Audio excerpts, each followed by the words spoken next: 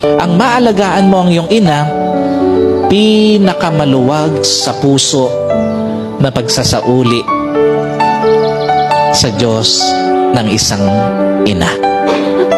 Sino po naniniwala isang araw isasauli mo na yung nanay na katabi mo ngayon sa Panginoon? Sino po naniniwala isang araw yung nanay na kasama mo ngayon uuwi na sa Panginoon? Sa ayaw at sa gusto mo, darating yung punto na yon sa buhay mo.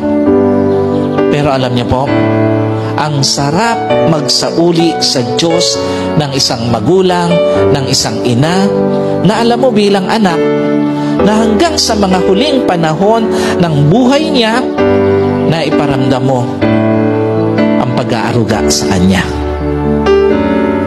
Sa mga anak po, totoo po ba, ang sarap magsauli sa Diyos ng isang ina, ng isang magulang, na alam mo bilang anak, na hanggang sa mga huling panahon ng buhay niya, na iparamdam mo yung pagkalinga mo sa Kanya.